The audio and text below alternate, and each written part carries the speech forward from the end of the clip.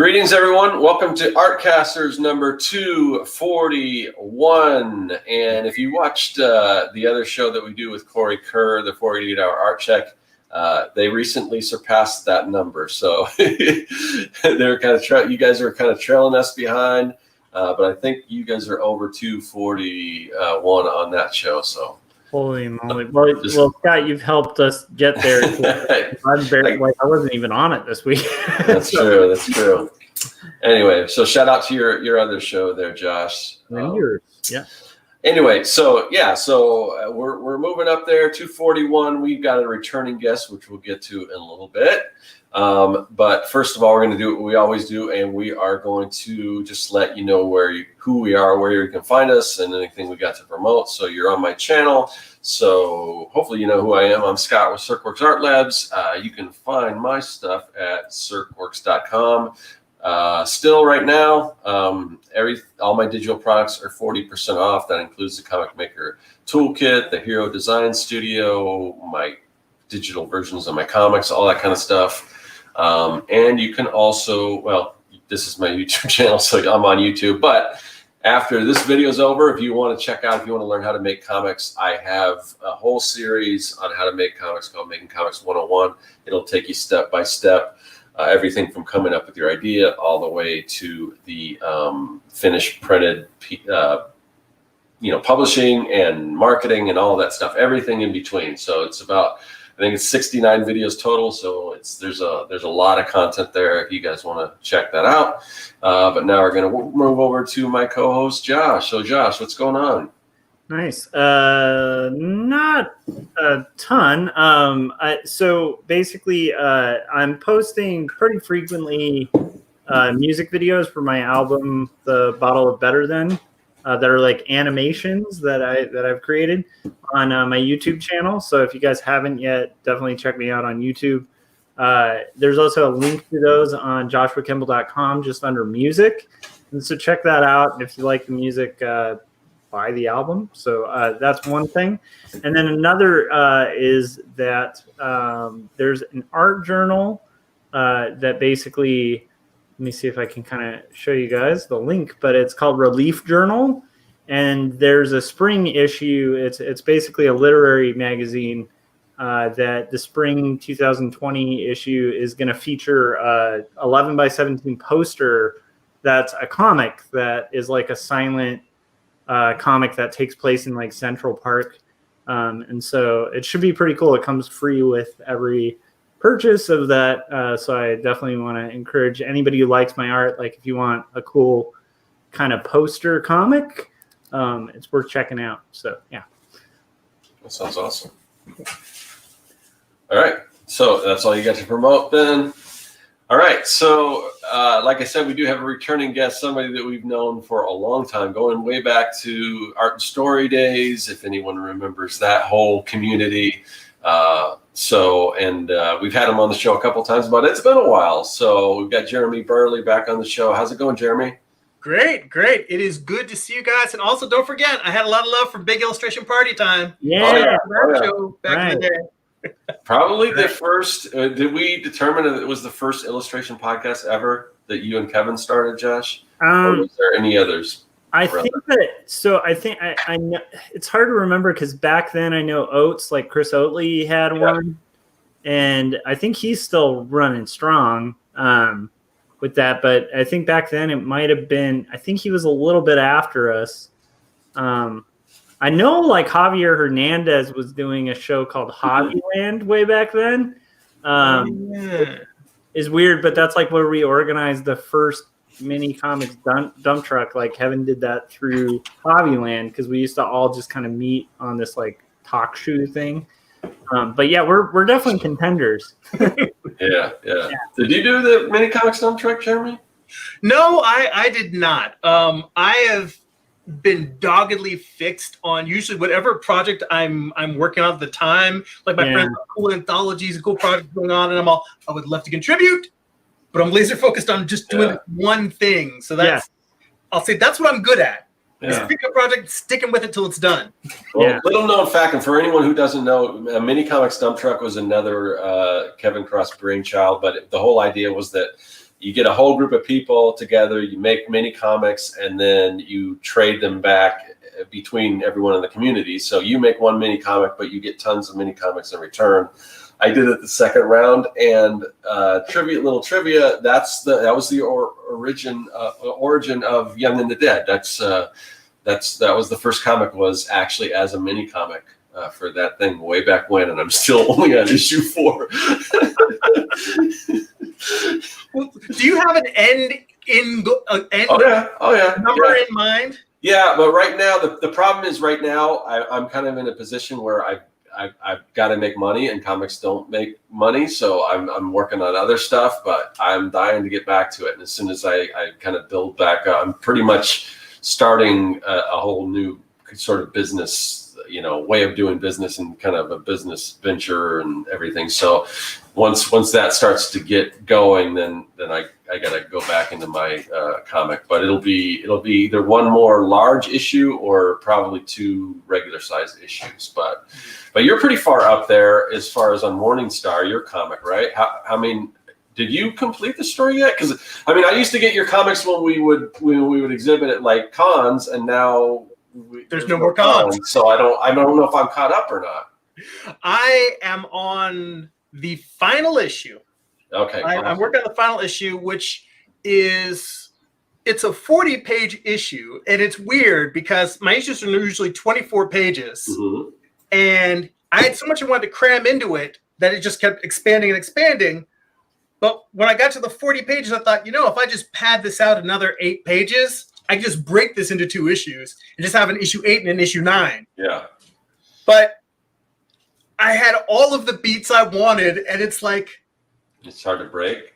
Yeah. It's like I padded it. It's not that I padded it. The extra pages was like each page that I ended up adding was just like pulling teeth. Even though, yes, there are 4 splash pages in this issue, and I usually limit myself to 1 splash page per issue, but they're all warranted.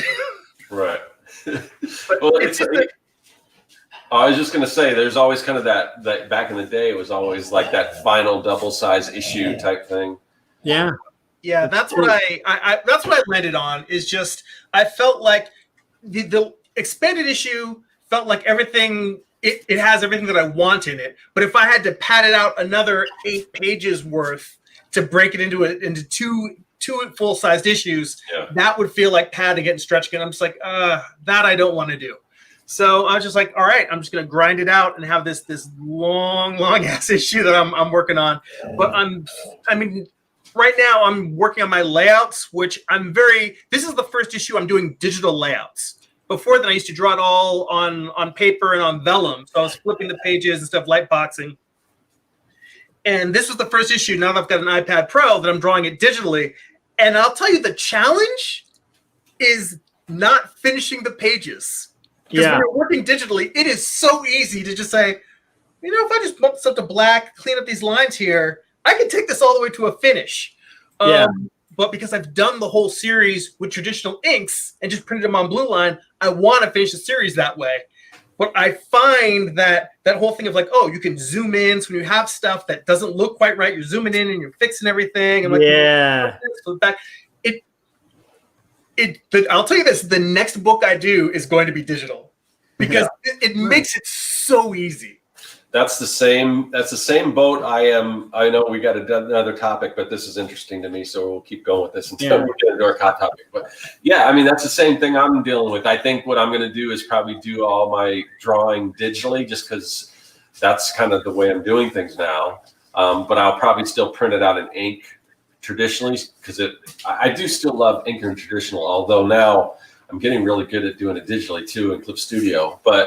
But I wanted to match the rest of the book, so so we'll see. But But so we've mentioned your comic. Why don't you just give a quick pitch for it so people know what it's all about, Gerimi? Okay, well, it's called Morningstar, and it is the story of Lucifer's fall from heaven, but told as a Western. So the idea is at the dawn of creation, the universe is a raw, untamed frontier. It's a Wild West.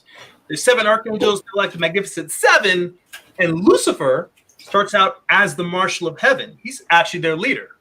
Because we all know how he ends up. We've never seen the story of how he got there. Right. So I just love that. I love that concept. So yeah, and I can't wait now that you're at that final issue.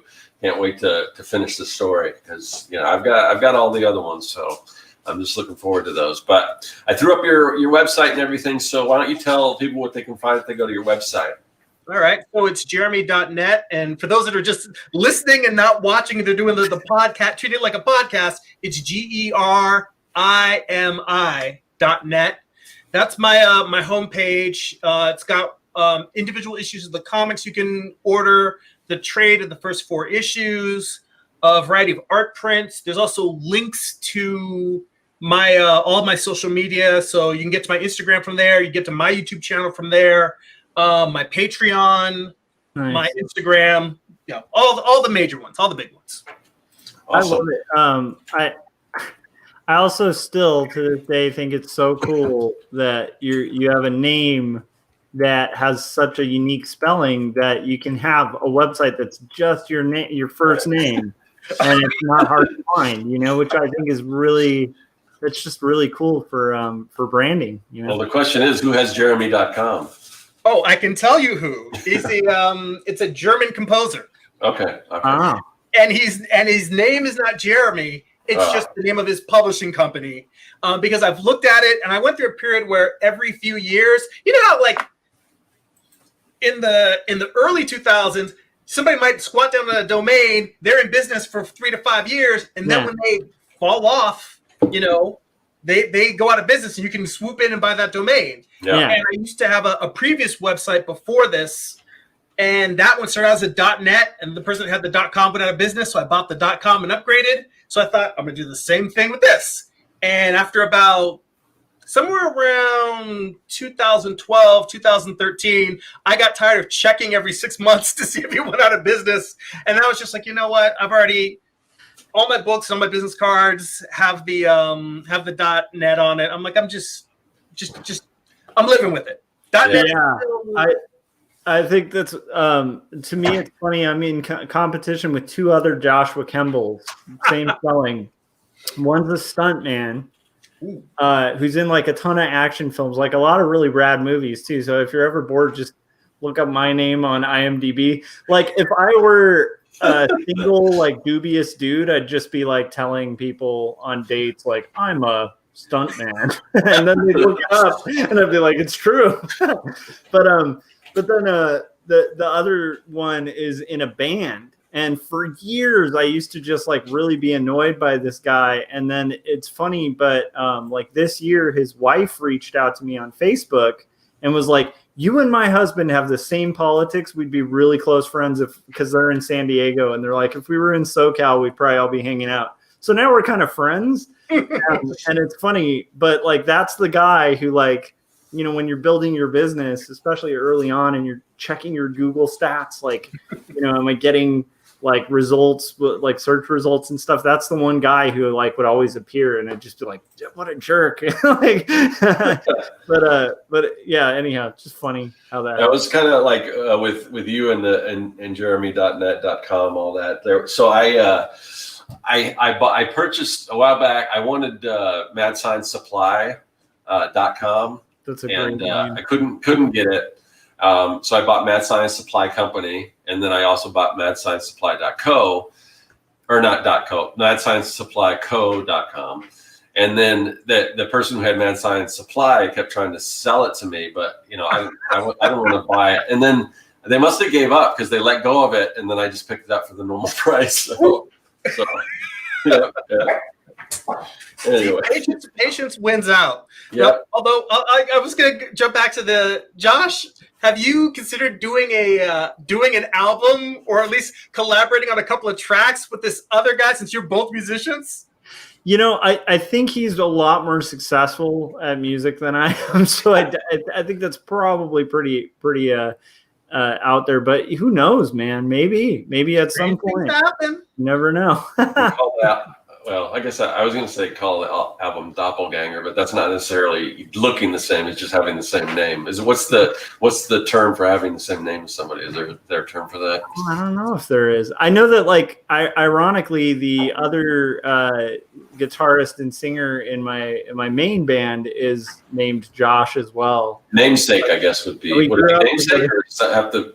Does that mean you're? I think that's it. Yeah, share the same namesake. But yeah, it's funny. Like when we were growing up, like when we play gigs and stuff, people would be like, like I really like that song Josh sang on, and we're like, which one? What are you talking about? Josh. Anyhow. All right. Okay, so awesome. We got some formalities out of the way and some cool stories. But Gerimi did have a topic, and you kind of alluded to something that I think that might get us into that topic when you're talking about your comic, the whole digital thing, and that you're spending too much time, because you just endless zooming and all that kind of stuff. But you wanted to talk about speed versus craft, and there were some other things that you wanted to kind of segue into based on that topic. But kind of let me know what you were thinking, why you chose that topic, Gerimi, and because there is the whole idea of, Jake Parker says finish is better than perfect, or there's always like perfect is the enemy of done, which I pretty much believe in that, but I know there are certain instances, and I know, there's been times where I really did try to make everything perfect, which is sort of a lost cause. But, there is a point where your work, you might be sacrificing some quality in order to deliver on time or get things out there. So where are you coming from on that, Gerimi? Well, I mean, I very definitely, much like you, I believe in that concept that perfect is the enemy of finished. I'm a big fan of Jake Parker's work, and I know I know that he wasn't the person who necessarily invented that idea, but he's definitely within illustrators and comic creators. Popularized it. Yeah, he popularized it. And I very much believe in that. And I think about it every time I'm working on a page for an issue that's taking me at this point. I want to say it's been longer than a year. I mean, yes, it's a 40-page issue, but I think about the fact that I try to not belabor it. Much like you, I realize that perfect is a horse you're never going to catch. That horse left the barn when you were an infant. It always remains just over the horizon. You can see its dust trails. That's as close as you're getting to perfect. So we're always chasing that. And I know that as creators, we have to let that go.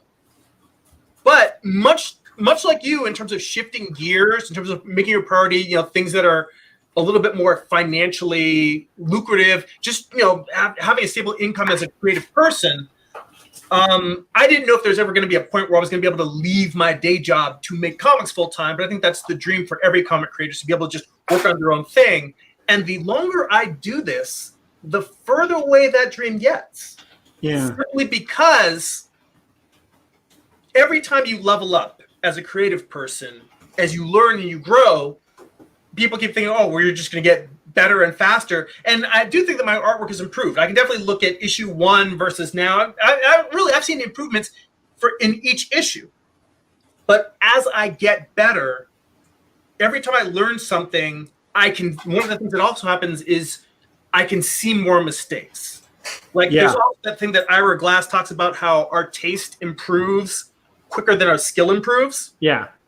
And the context of him talking about it in an interview was him just simply saying that that's really discouraging to a lot of beginning artists. When you first come out there, you have all these ideas. You actually have art. You study a lot of different artists. You even started studying the old masters and illustration history, and you have all this, this grounding that maybe even a lot of people in their teens and 20s don't necessarily have. You're like, I have a sense of what awesome is, and I want to be that. And it's frustrating because you can't get anywhere near it.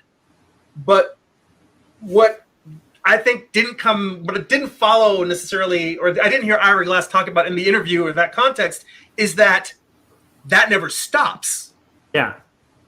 And the fact that, okay, you start getting a little bit more skill and getting a little bit more better, but also then your taste continues to evolve. And what I say, instead of taste, what I should actually say is your ability to perceive craft Yeah. And that's where the speed versus craft comes in, is because your ability to perceive your own deficiencies also continues to grow.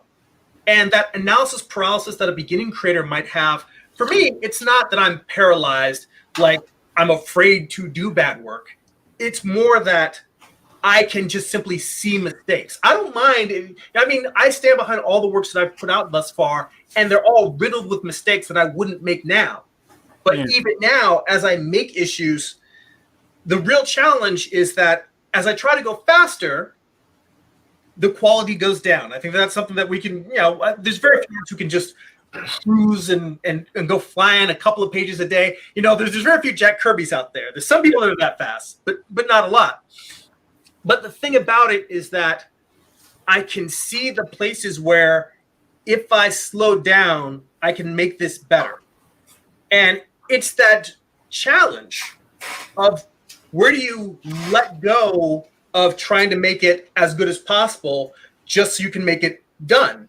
Because what I've found is when I've pushed intentionally just saying, I'm just going to get this done because I want it to be done, I have it and I'm finished and I'll look at it and I can actually say, some of this stuff is not up to the quality. It's not about being perfect. It's just I have an idea of what I would consider a publishable quality. Yeah. In every issue I do, I usually have about 4 or 5 pages. I go back and I'm either dropping in patch panels or I'm relaying things out because I'm just like, I thought this was good enough. And then I get to the issue and I'm like, I could let it go out like this, but this is not. It's not about being perfect. It's just not as good as what I want my quality of published work to be. Yeah, I relate to that a ton. Like to me, there's so much of what you said that I think is really good. It's like first you were talking about, everybody's kind of starting with that kind of dream of like comics kind of becoming the full-time thing. And then the paid work kind of tends to push the dream work like further and further away.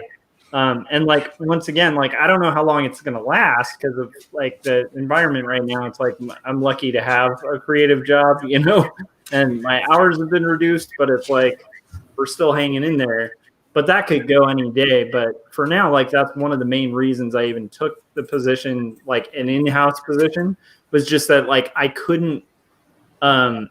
just could not find time for any personal work when I was freelancing because it was I just was chasing money, and chasing money is good, but it's like the further I can get from chasing money, the happier I am with my art, but it's a hard balance, right? Because it's also exhausting and it's like repetitive, and there's a commute involved, and there's a lot of like that kind of stuff. But that made me think of that. But the thing you were talking about that's exactly where I land on the whole finished versus perfect thing. Like one of my concerns, and I want to set this up too, because I know Scott is probably going to be on a bit of a different argument on this. So, but to me, it's like one of the flaws of the finished is better than perfect is I think there are some people who need to hear that. And I think there's a lot of people who take that Jake Parker quote and like make terrible work and really need to slow down and like sit down and like really make the great work. And like, so I think sometimes like somebody will hear someone like Scott say like, this really helped me.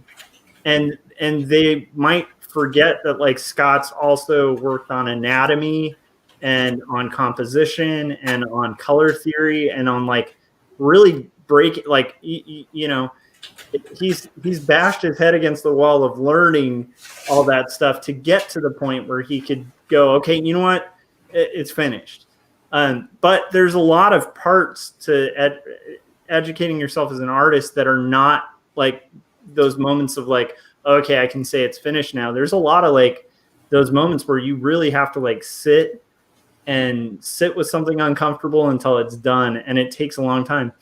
And also tying in what you're saying for me, my first graphic novel that I finished was like, okay, but it was exactly like you described, where it's like, I looked back at it and I'm like, I was just rushing out pages. And at the time I thought I had a publishing deal for it that got dropped later, but So I felt that pressure, like, oh, I got a publisher, just got to knock these out.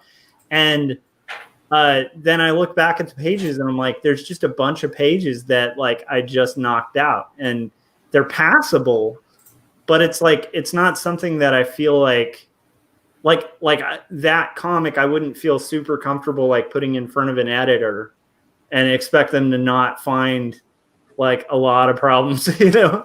And if they didn't find them, I'd be like, oh, I got away with it. So now my method is much more kind of in line. Like that's part of why with quarterly stories, it took longer to do pages, and I did them bigger, and I used a lot more reference and a lot more kind of rendering. That's like my own style, as opposed to like, I was kind of getting inculcated with this idea of like doing things the Marvel way, you know? And I realized like, well, I'm not even trying to do the Marvel thing though. Like I'm not trying to be like a Spider-Man cartoonist. Like, and some people are trying that, and that's good. And you should try that simplification style, like of line work, especially. But it's like, for me, I'm like, I was thinking about all the artists I liked, and there was this disconnect, and I was like, what's the disconnect between like me and like Robert Crumb and me and like Chris Ware and me and like Art Spiegelman and like these guys who all have different styles? Like, what's the big disconnect at this point? Because I'm starting to understand pacing. I'm starting to understand like paneling and tempo and how to even do this thing. Because at first in comics, I think we all know, it's like you're just kind of figuring it out. So there's a lot of clumsiness, but it's like a lot of just bouncing around. Like, okay, now I'm getting in a paneling thing, and then how do you do word bubbles, which takes a long time, and you know. But after that, I was like, okay, I'm starting to get all these things, but there's this disconnect between my work and the work I really admire. And I realized, like, from going to a couple of shows where I saw like the original pages of these people, I was like, oh, I just actually need to like slow down and take my time, like, and make these pages something I'm proud of. And now keep in mind, if you know, I still think you can't go total perfect is better than finished, because like Jeremy said, like you end up in that loop, like just an eternal loop. You could end up dying on your deathbed with like one great comic page and never tell your story, right? But like, should you knock out a page that in theory, if you look at it and you've worked on yourself as an artist long enough to be able to roughly estimate how much time, you look at like your own script and you're like, this is going to take a good week to accomplish, because it's pretty complicated. You know, it's like got crowds, it's got, you know, crazy environments. And then you knock that week's worth page out in a day. Well, I feel like you're selling yourself short, you know, especially on your own work, right? Because it's like, hey, with like, if you're working for Marvel, you just don't have that time. So shortcut it, find a way, right? Because you got to have this thing out in a month, you know. But if it's your own work, I don't know. I do think I think I tend to land on the side you're talking about, where it's like I'm starting to, in my life, like sway more towards I like a balance between finished and something I can live with 3 years later. Because I've done, and you guys have all been there too, but it's like I've done enough professional work like that are just rushes, and they're great for the time I had, but they aren't things I'm like looking back on and going like, that was brilliant, you know, like, and I'm not like, you know, and some of them were published by big publishers, and I don't feel like good about those. Like, I don't feel that thing like that. Like, yeah, this represents my capabilities, right? But with the current, like with quarterly stories, I feel like really confident about it. And, you know, all full disclosure, it's like it's been getting shot down in the whole process with my lit agent. But nobody shot it down for the art. Nobody shot it down for the story. They've shot it down because it's difficult to market. But all I've heard are compliments on the art, the story. I'm not hearing like, oh, you got to work on drawing arms, you know, like weird stuff that I used to hear during submissions, or if I were to submit my first graphic novel, I'd hear a lot of other things. But now it's more of like people just going, hey, this is a really heavy topic. It's going to be hard to find a market for. which I'll take that. Like I knew that going into it, but my point is that's kind of what I feel better about it, and it's partially because of that. So I agree with you on that. So Scott, I want to hear your take. And well, first of all, I wanted to I think you mentioned it's a little bit to where you are in your career, because would you say like your first graphic novel, the one where you had the deadline and you had the publisher and you had to meet, were you trying to do the same thing with that project that you are trying to do right now with Quarterly Stories? Or was it, I mean, at that point, was that the best work you could have produced, or? It was and it wasn't. Okay. So this is where I think Jake Parker is onto something, because, and we've talked about this before, but it's like, I remember before even getting into comics, I had that holdup that a lot of kind of artists with a lot of taste, I think, like the Ira Glass thing, where it's like you have the taste, you enough to know when you draw, like you're not drawing the way you want to draw. Right. Yeah. And I remember drawing the same pages. Like I had these ideas for stories, and I would draw like the same first 2 pages, and then I would rework them, and then I'd throw them away. And I remember, in art school being like, one day I'm going to make a comic once I get anatomy down and once I get these things down. And there was like this point in my last year in art school where it just dawned on me like that all the guys I admire who do comics at some point just did it. Because it's like you can't just kick the can down the road till you're perfect. Like that's not going to, and then it helped me get over that hurdle of that first page. And then I did the first page and it was really hard. But I did the next and I finished it, and I finished the whole thing. I think that's really important. So I think that's where the Jake Parker thing is really important, is if you're in that block of just being like, like, I don't know, you're playing guitar and all you learn is like a D, and you're just playing a D chord over and over and until you can just play the perfect D chord. There's a point where it's like, just switch chords, man. Like write a song, you know what I mean? Write a song, learn a power chord. It's easier. Write a song. You'll get better, So it's a balance, but I agree. I do think I kind of get the crux of what you're asking, Scott, because I do think like I wouldn't have been able to make Quarterly if I hadn't learned all those lessons that I learned in that first graphic novel when I was kind of just going for broke and just finishing. Right. Yeah. So and I think that's the case. I think I go back, the main bit of advice I give to anyone just starting off, and it's so crucial, is just start off small. And because it's you have to get something done first. And once you get one thing done, then you make a bigger project the next time until you know that you can complete things. Otherwise, it's just, and then when you get to the point where you are, Josh, you can say, well, this is my personal thing. I'm going to spend a little more time on it and everything. And because you're working for yourself, you don't necessarily have that. And there is a danger that if you don't really have like a hard deadline, I mean, you could just be taking forever, but you've trained yourself and you're like super productive. So for somebody in your position, you can do that, but not everyone can, especially if you're just starting off. For me, again, I'm just going to reiterate kind of what you said. My first comic stuff, when I was trying to submit to Marvel and stuff, I would redo pages over and over again, and I had super detailed pages, and I mean everything probably was, the anatomy and everything probably wasn't great, and perspective probably wasn't all that great, but it was the best I could do then, and I made up for it with detail. Throw tons of detail and I did learn because I did redo stuff and everything like that. But when I set out to do, like we talked about in the beginning of this Young and the Dead, it was supposed to just be like a quick 8-page mini comic. And I had to get it done and everything. So I just decided, you know what, I'm gonna change my whole style. And up until then, my comics, I would draw like each panel on a separate sheet, because I drew everything on like copy paper or whatever, and then I draw a panel, and then I drew all the panels separate, and then I brought them into Photoshop, and I took the best panels and then I put it all together, and it was this huge process.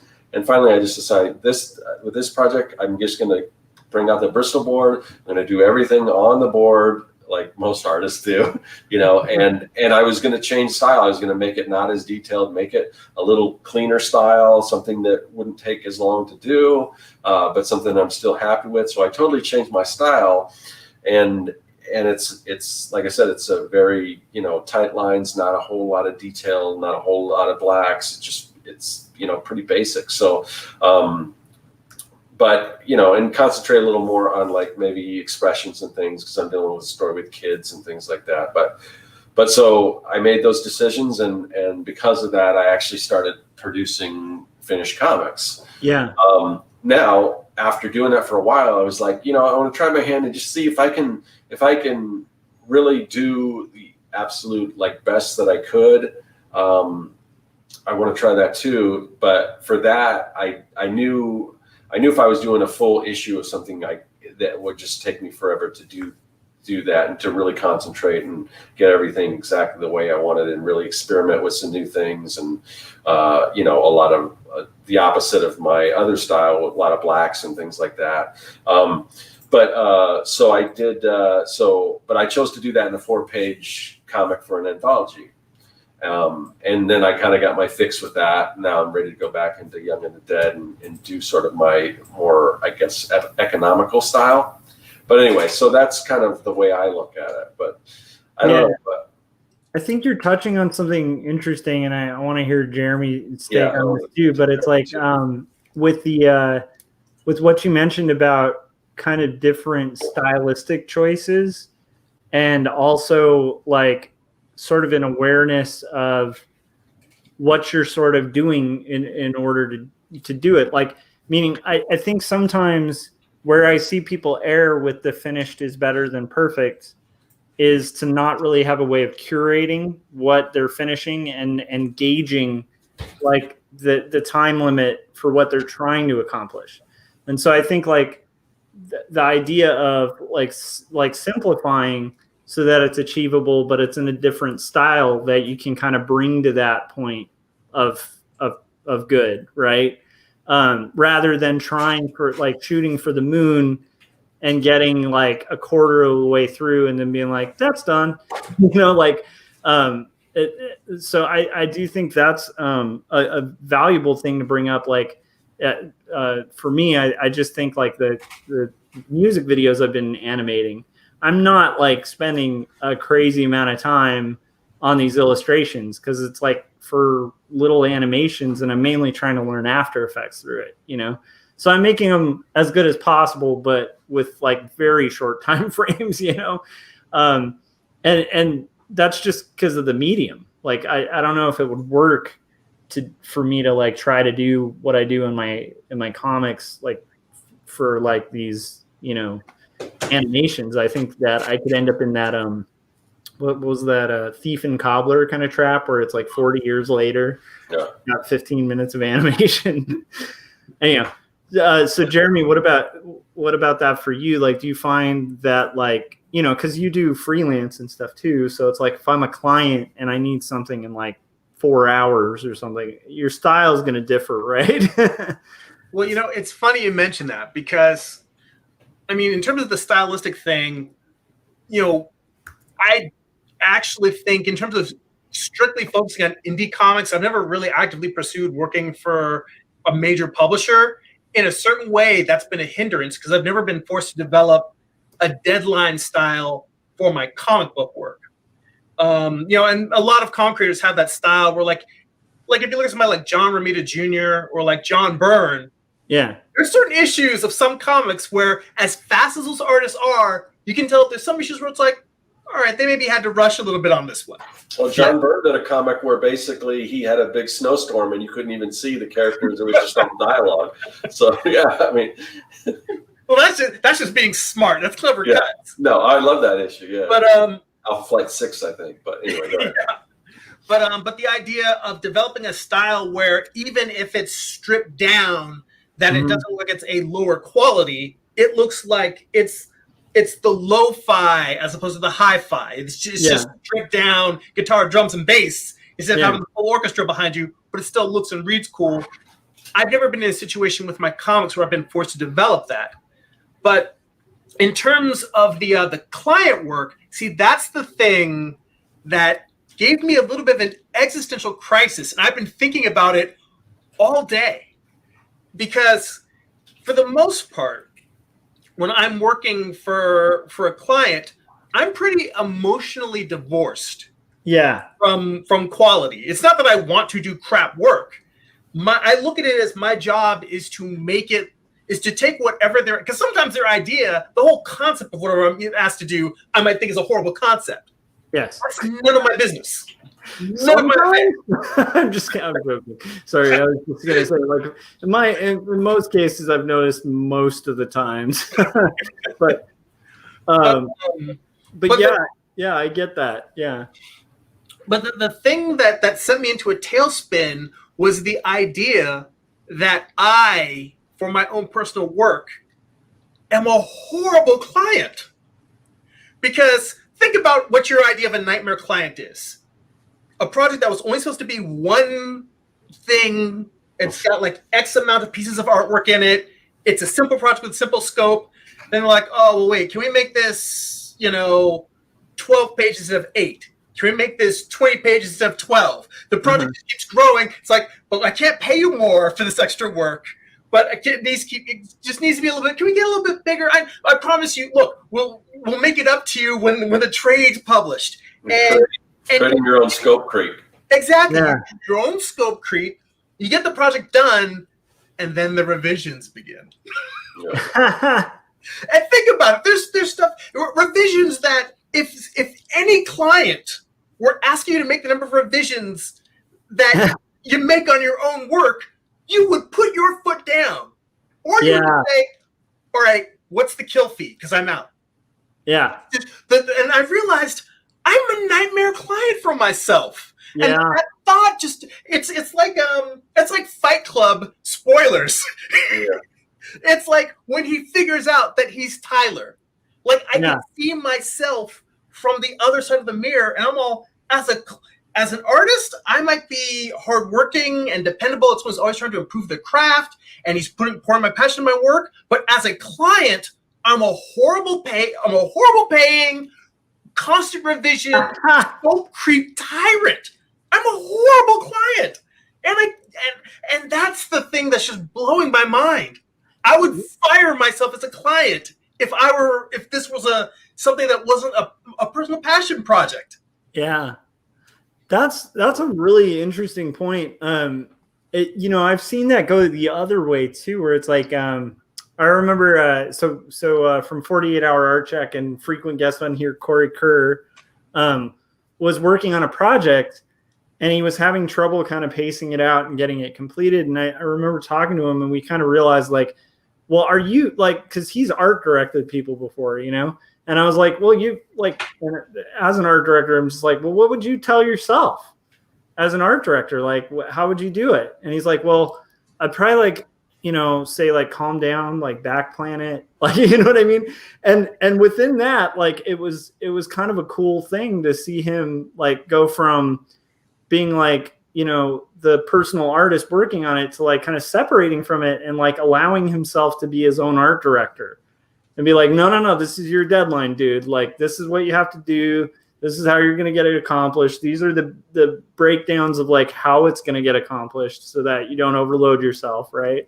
And like, it's an interesting thing because you can be divorced from that kind of thing of like being your own art director or being your own client. And being a good client, where it's like allowing yourself the time to give yourself a clear vision, right? Like, what's the most annoying thing about a bad client is like shifting goalposts, right? So it's like, but I know so many. I'm just fascinated by this. Sorry, this just open a bunch of thoughts because I'm like, I actually know a ton of cartoonists who'll get like they'll just jump into their comic without any structure. And then they end up like 5 pages deep or 10 pages deep. And then it slows them down because they don't have the structure worked out. And they're becoming that client that's like, well, I know I said I wanted this, but this might be better. And then it shifts and then it ends up like scope creep. You end up with more work than you expected and that kind of thing. So that is fascinating to kind of think about it as like, are you a good client to yourself? You know, like that's that I would have to say I'm probably the worst client to myself, just thinking about it in those terms, because I'm like, I definitely I also don't pick a lot of marketable stuff to work on. Scott, do you what would you view your own client as? Like, what kind of client are you to yourself?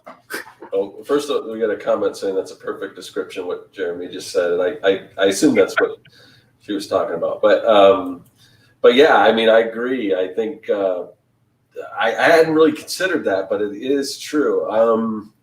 How would I rate myself as a client? Jeez, I don't know. I mean, so I know right now. So I'm working on these. I'm working on these coloring books and things like that, and I'm kind of watching.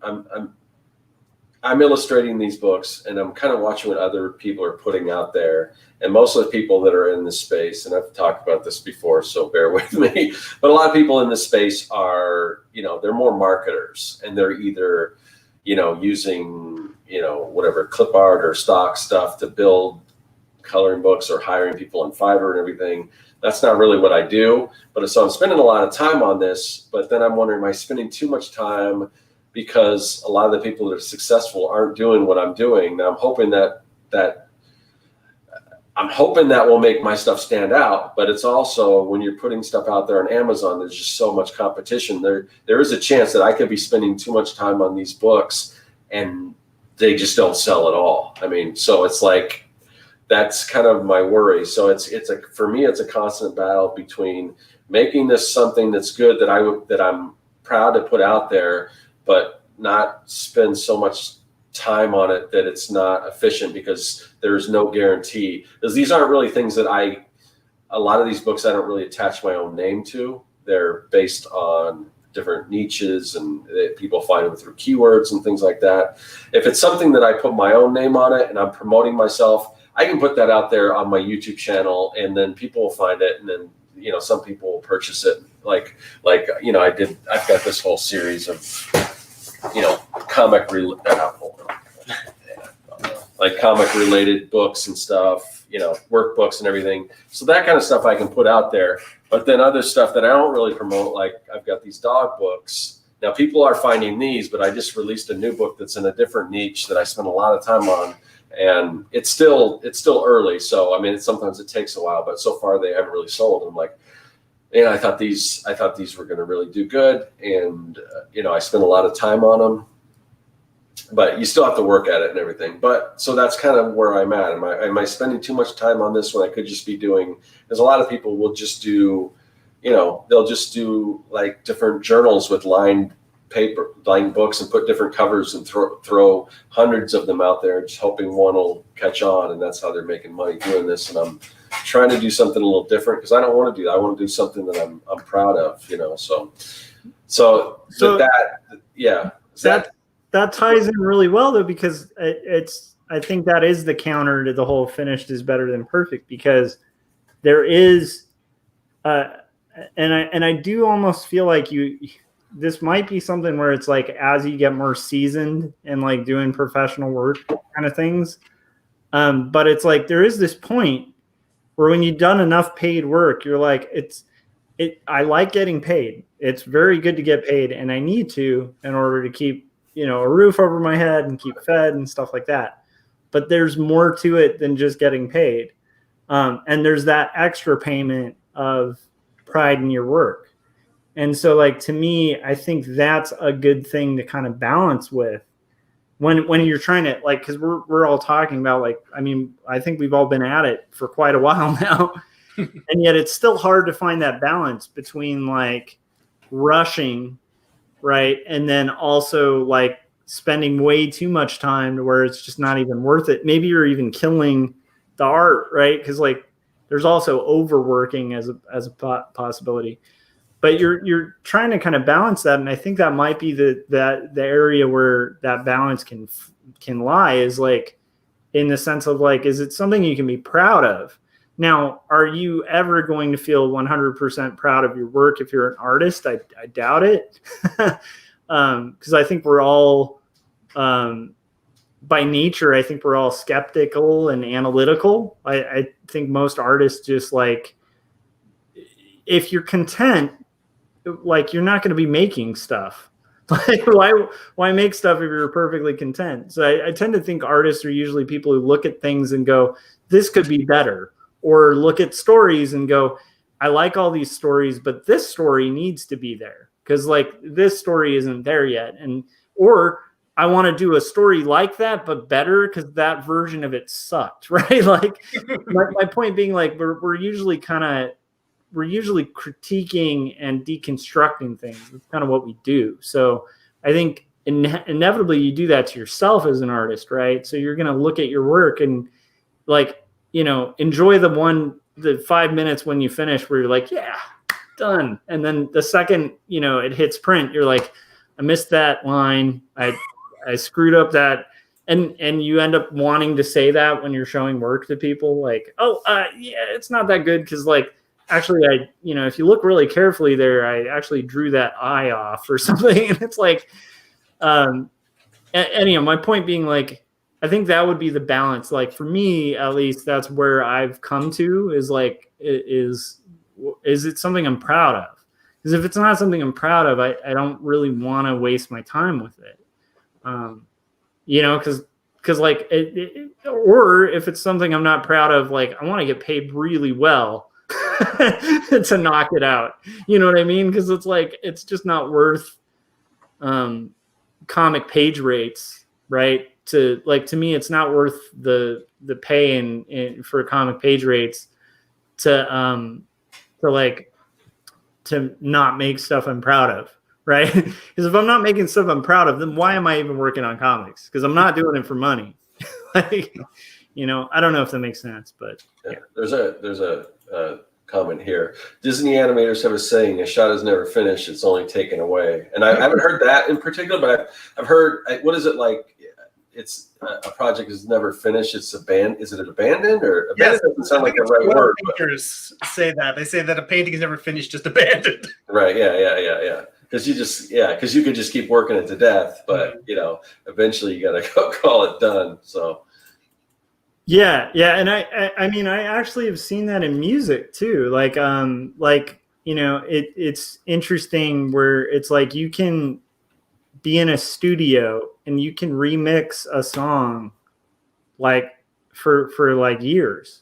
You could remix the same song until you get all the levels right. Cause it's like, especially like tracking drums, right? It's like, it's just, there's so many variables and so many little things you can kind of fiddle with and perfect. And you're like, it's good. I've got compression here, but now it's over compressed. So I'm going to not compress here, but then the bass is kind of like dying out. So I'm going to work on and you could end up in this eternal spiral of just mixing the same song.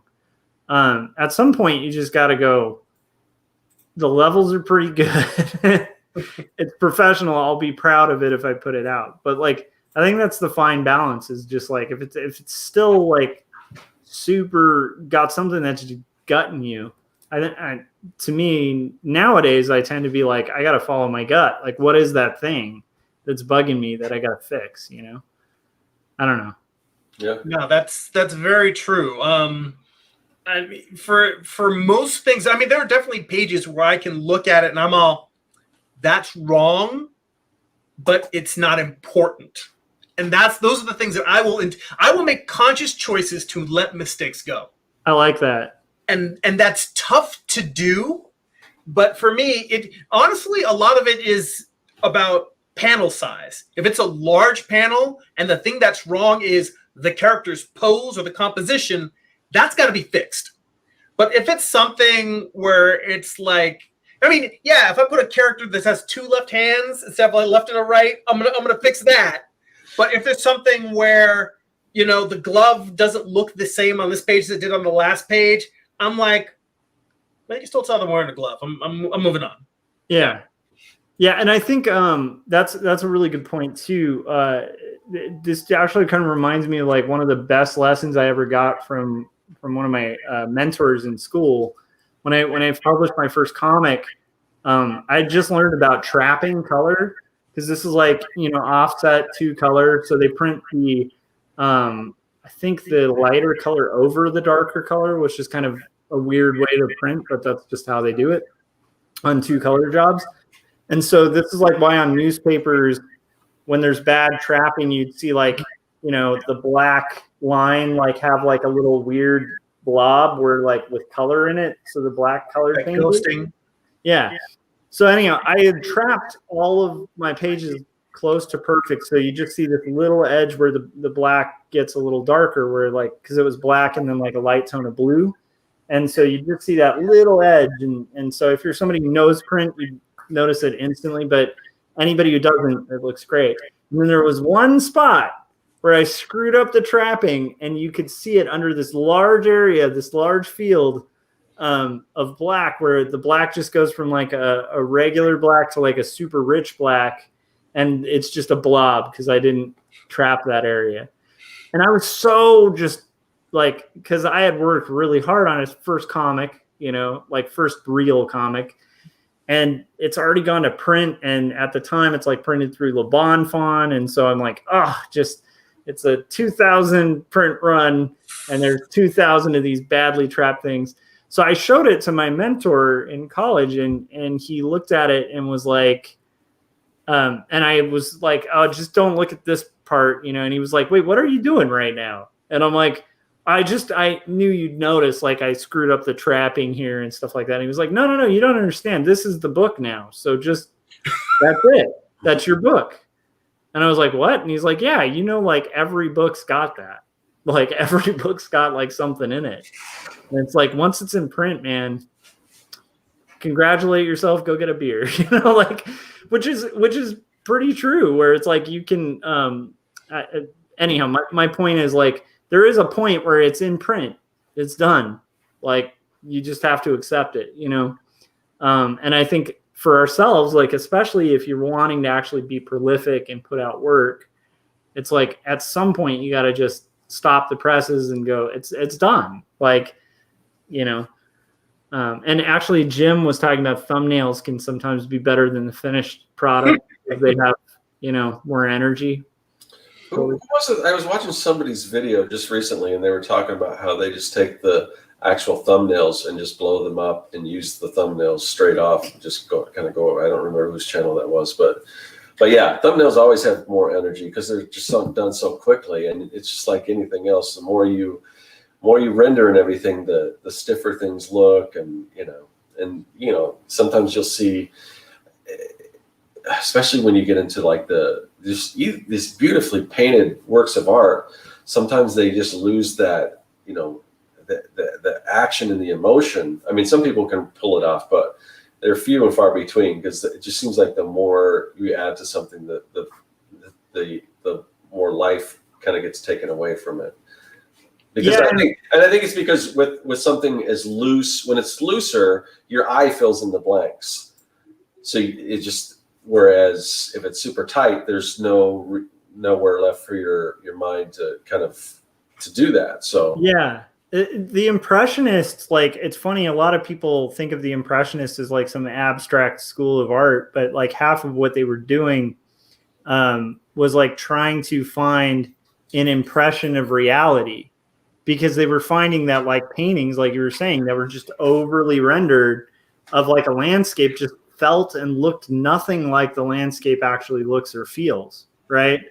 And so like, like one of the early influences on that movement was Cezanne, right? Who like would paint in orange, but he'd really study like the orange and be like, oh, like the shadow doesn't just mix like, a bland paint with it. It's like, it's got like purples and like, actually like greens in it and stuff like that. So he started playing with like color complements and shadow and really just like slapping on the paint, because that's just how it looked like in reality. And so I think that's kind of another point to it too, because like you can get so stiff in art that it looks realistic, but it also looks dead, because nothing in life is that in focus or stiff, right? Like everything's moving. And our eyes aren't always seeing everything in focus. We're seeing little like splotches of color a lot of the time, rather than just, which is a good reminder, I think, to me, like what Gerimi was talking about with digital. Like that's one of the biggest reasons I try to avoid doing like art I'm really attached to digitally, because I end up in that auto zoom trap where I'll just, like, I'm drawing a crowd and I'm like zooming into like the furthest person in the crowd and like adding all the detail to their face, and then I zoom out and it's just like a little blob anyway. So why did I anyhow, but that eternal zoom thing can be a real headache. So yeah. But yeah, I think you're right. Like I think that like looser stuff can actually not only feel like it has more life, but be a little truer to the life we all kind of experience, right? Yeah, I've been looking a lot. I'm keeping this style consistent for this last issue, but I think for my next book, I'm interested in doing something kind of like, have you looked at Dave McKean, not his covers or his photo manipulated stuff, but just his pen and ink comic work? Dude, that French line style that he does, dude, with the quill, like it's beautiful. He is one of the best draftsmen. Like if anyone out there hasn't gotten it, it's hard to get. It's like, I think it's back in print, and I think Vertigo reprinted it or something, but there's a like 80-page book of Cages. Oh, Cages. In my room. Oh, but that thing that I have the hardcover that Tundra put out. Like that thing is, yeah. You can kill somebody with that book. Yeah. You're not going to find that from Tundra. You might find it, but it'll be like, $700 now or something. But they do have like a soft cover now of it, and it's worth checking out, because it's like, I mean, just you're right. Like thinking about somebody who's like really loose and free, but also controlled. Like it's just that book kills me. Like the thing about it is that it's like Dave McKean is drawing like he doesn't have to prove to you that he knows how to draw. Yeah. It's still good and it's still beautiful. Yeah. But there's definitely stuff in there where like the anatomy's funky, perspectives may be weird, but you never look at it for one moment and think, wow, does Dave McKean know perspective? No. You're in the hands of a master. And he's giving you what you need to experience the narrative. And the problem with it is that my personal problem, I love what he's doing. When I try to do that, it just looks like somebody who's drawing sloppily. And so it's leaping that chasm to the point where the reader always feels safe in your hands.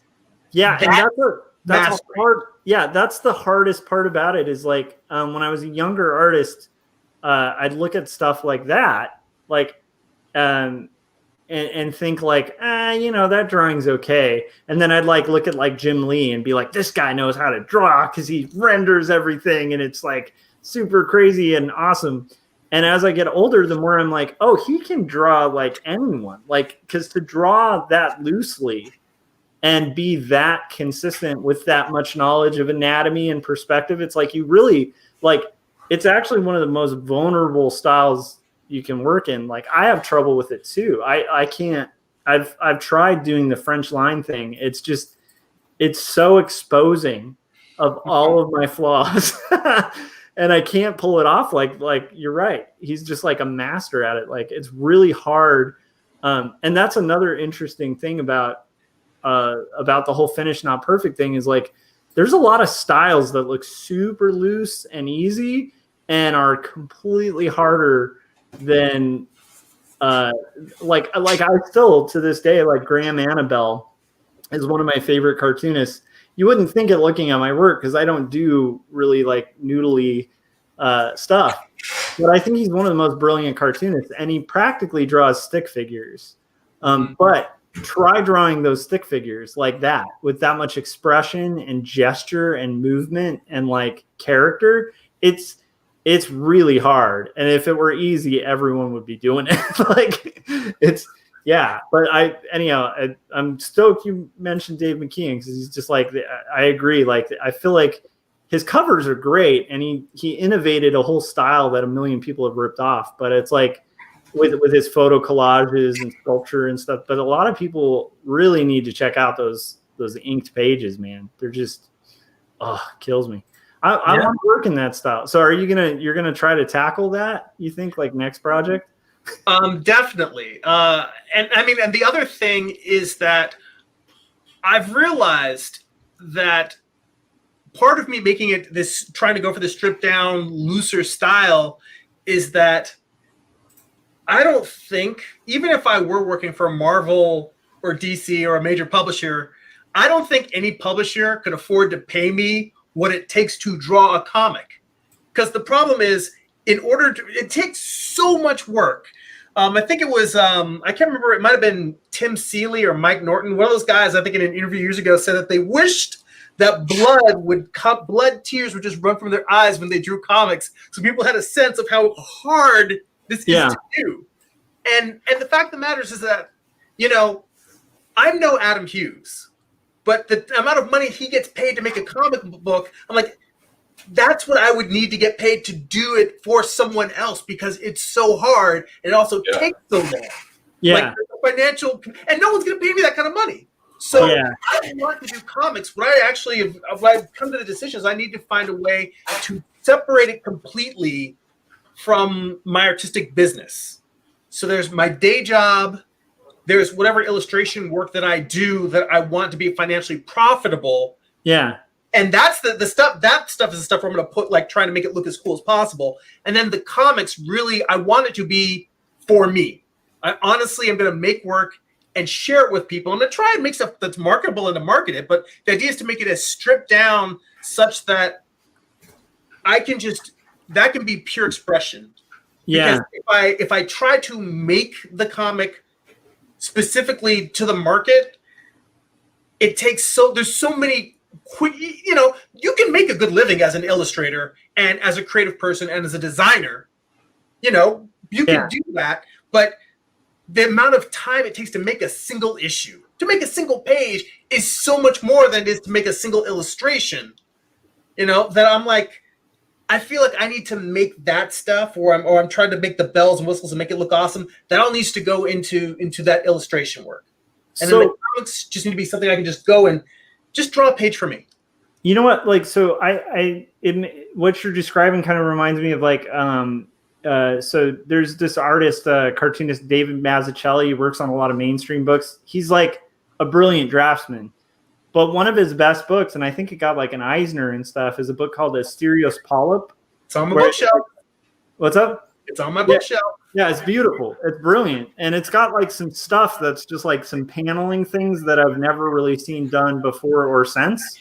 But the style, he chose a style that was very broken down and simple for his own personal work. And I think that it's funny, a lot of people wouldn't look at that book and then think of his other work, which is just Batman Year One, Born Again. Exactly.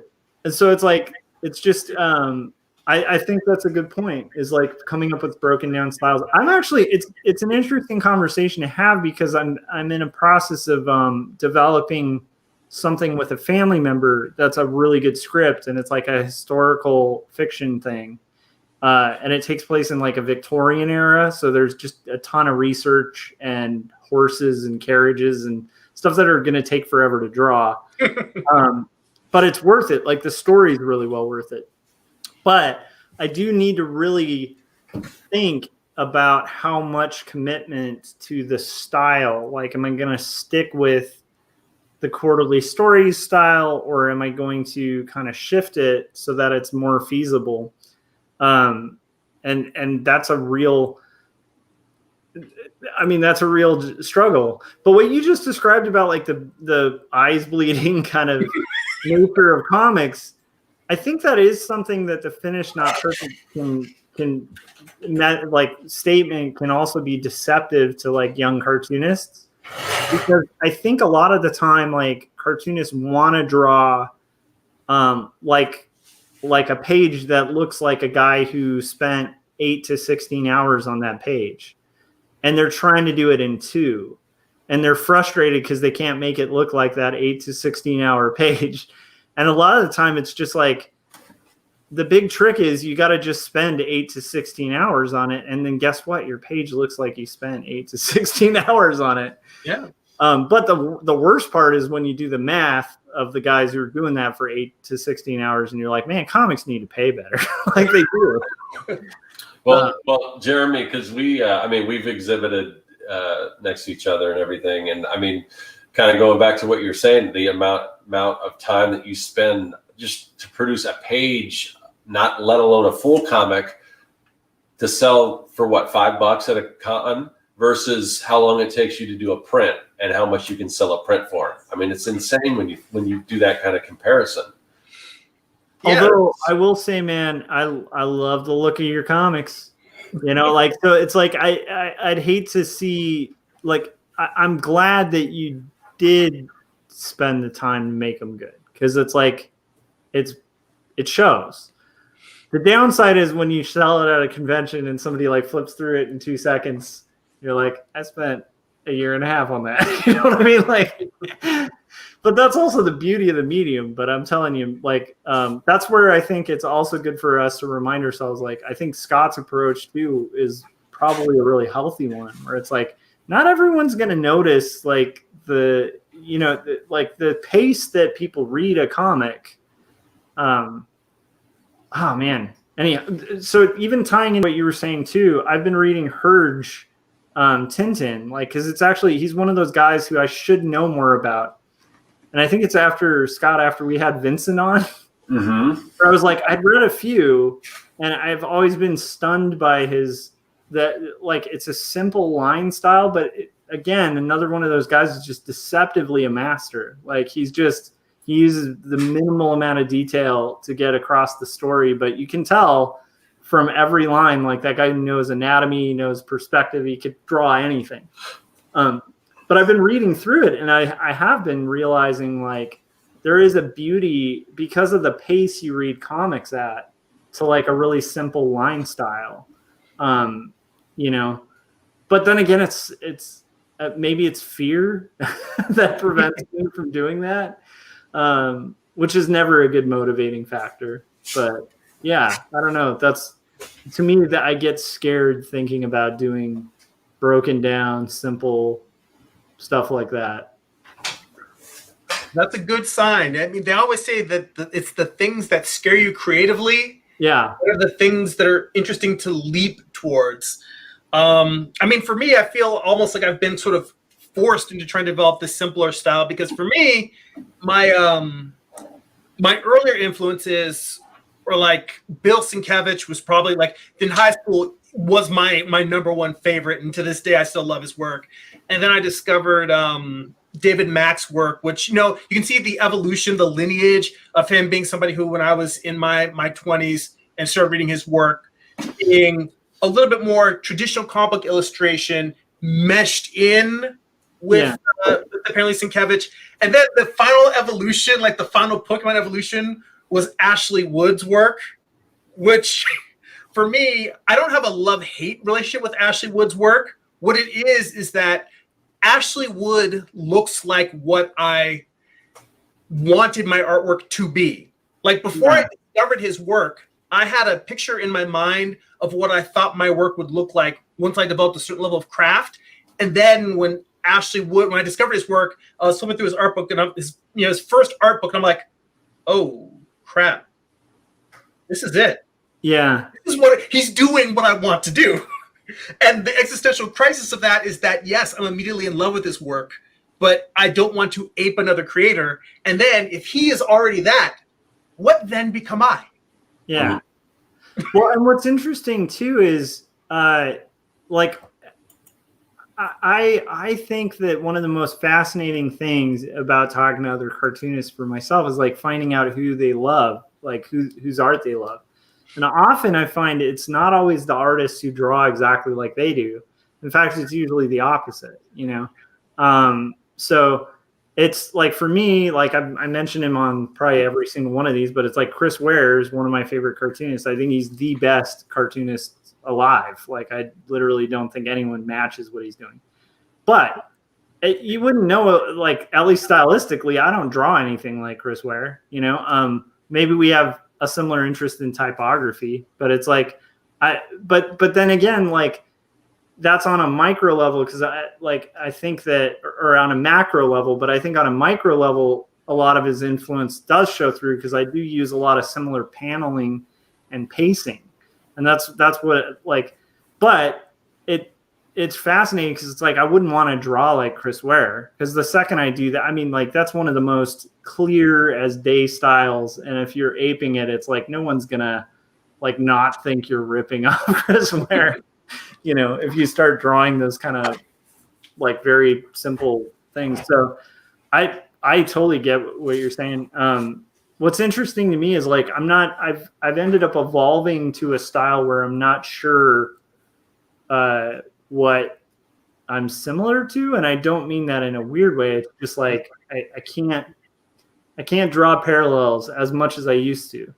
I mean, I used to very easily be able to be like, see, now I'm blanking out on his name. The guy did all the punk rock albums in Black Hole.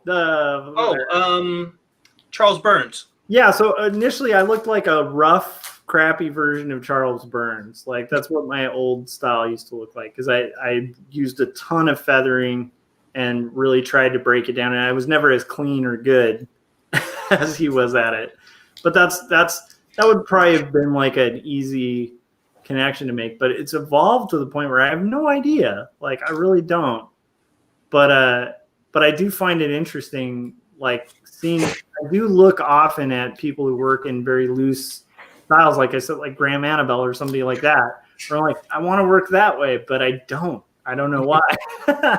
But see, that's the other thing about switching from making the comics just something for me. Yeah, is that one? If I'm doing illustration work, yeah, you kind of want to do a series within having a consistent look. If you do, if it's a series of 4 or a series of 8 pieces, but you can just do one piece and do it in a completely different style. And if it sucks, so what? It's just one piece. You didn't spend a year of your life on it. Yeah. And the idea that with the illustration work, I can be a little bit more daring. And then in my comics work, if I decide in the middle of a series, if halfway through an issue, I decide, you know what? I'm getting tired of staring at a monitor all day. I'm going to go back to doing traditional. I can go back to traditional halfway through the issue. I mean, I really thought about the fact the only reason why I'm finishing this final issue with traditional inks is stubbornness. That is the only reason. I've found a tool that allows me to create comics more efficiently in a wider variety of styles, and the workflow is seamless. Because I mean, I could do, you could do your thumbnails digitally. I don't know if I've told this to you guys before in previous conversations, but I do my thumbnails for each issue with a brush solely so that I don't forget how to use a brush. I think I've seen you do. You've done that on your channel before. I've seen you do that. Yeah. You do your thumbnails. Kind of like, whoa. Yeah. Yeah. I just stack. That's crazy. Come on. Well, no, because think about it. If it takes you like a year to get an issue out, you got to imagine you're spending maybe 3 months of inking, 3 months of penciling. So that's 6 months you're going, well, the point is that if you go longer than 3 months without using a brush, you're not going to be good at it. That's a good point. Stay sharp. It's not a bad call.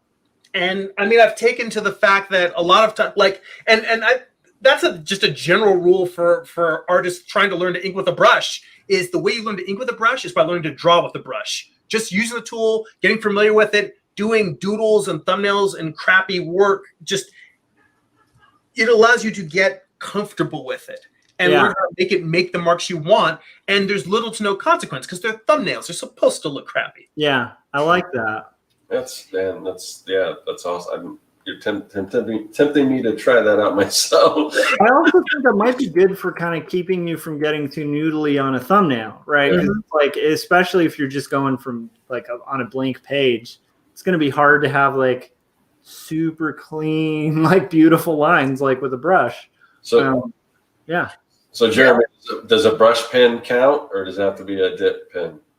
I think a brush pen counts. That said, that was the stepping stone for me. Was I starting by drawing convention sketches with a brush pen, and I had tried using brushes for many years since I was in high school. Every 3 years, I would say, I'm gonna learn to ink with a brush. Yeah. And I would start drawing, and it would all come out like crap. And I'd do it for, a few weeks or a month.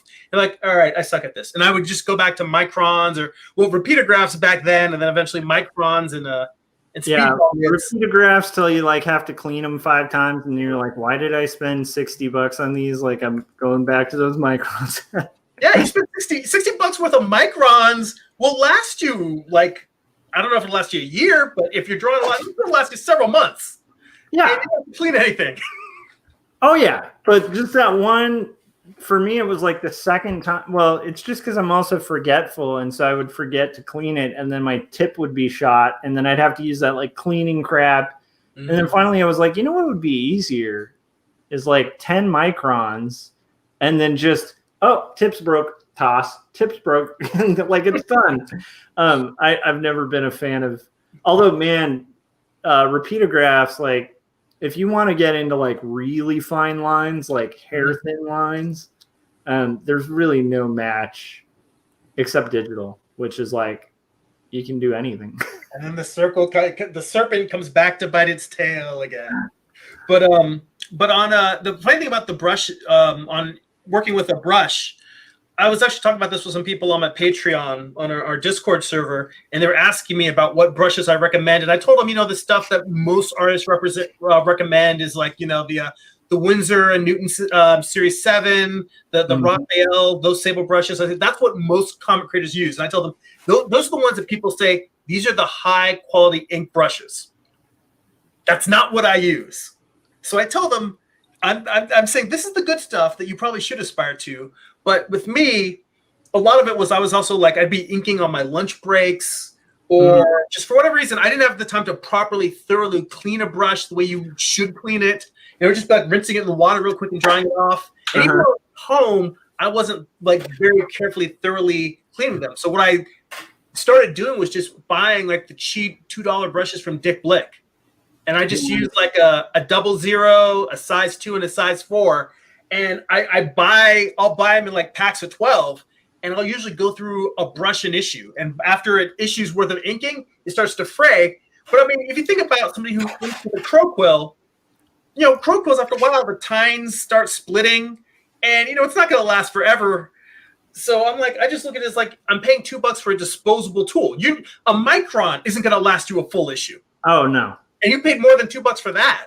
So. Well, let's put it this way. If your micron lasts a full issue, you're probably inking way too long, and your pages are gradually going to decrease in quality. You're going to notice it, like, and it's funny because I'll forget sometimes and be just kind of trying to push a dead micron.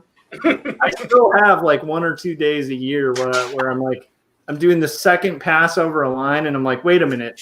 There shouldn't be 2 passes on that. Like, that should have been 1 pass. Okay, throw this away. Well, see, I'm OCD like that. I'll put a little piece of blue tape on the back of any drawing tool I have. Once it starts giving me, how you can use a micron till it almost feels like dry brush, and then it dies? As soon as it's not giving me a rich black line, any tool I use, I'll put a piece of tape on it so I just know this is no longer my A-game tool. That's brilliant, because I have this problem where I will forget to throw it away or whatever, so I'll just put it in like one of my mugs that I keep my drawing tools in, and then I'll be trying to find my clean micron, and I'll accidentally grab the dead one, and if I just had tape on it, that's not OCD, man. That's brilliant. Yeah, that's brilliant. I'm taking that as a tip. Please do. I've just spent enough time sorting through dead microns, and I'm like, I had to find a solution. That's a really good solution. I like to pull out my microns to find the ones that I have with tape, but I couldn't. All the ones I have don't. But I do have. But I do that too, Jeremy. I guess we're I have this mess, right? So it's like, try to find the clean micron in there. It's like, and Josh mentioned we have had Vincent DePorter on, who draws, like, he's done tons of like licensed books and stuff like SpongeBob and Scooby-Doo and all that. But he kind of showed me how to break microns so you can get a different line weight out of them. Yeah, we gotta have him. When I do that, I definitely put tape on it so I know, that's one of the broken ones. I don't know why they don't just make pins like that, because that's kind of like an insider secret that some cartoonists know about, and I just recently found out about. But it's basically you're basically kind of chiseling away at the tip of your micron, cutting in a certain way, and then kind of mashing it a little bit. And like here, I've got this right here. I don't know if you can see this. He did this, and I'm getting kind of that's a micron, believe it or not. See all that line weight in there? Wow. That's with a broken micron. So that's unbelievable. Scott, have you done a video showing that? Yeah, it's on my ink. I've got a inking hacks video. Okay. I don't think I saw that one, but I want to watch it now because that's pretty rad. Or if I did, I just was like. But you almost need to get like a magnifying glass because they're so small. And he also does it with like the thinner Sharpies, because microns are a little more pricey, and if you mess it up, then it could get expensive. But I mean, not compared to like a tech pen, but anyway. That's rad though. Yeah, that's a nice pro tip right there. Yeah, that's pretty cool. Wow. Well, I don't know, guys. Is there anything that we didn't talk about that has to do with the topic that we want to like get out there before we start wrapping things up? Nah, just I mean, don't take forever. Finish your work, and let it sucks. In which case, fix it. Awesome. All right. So in that case, Josh, where can everyone find you?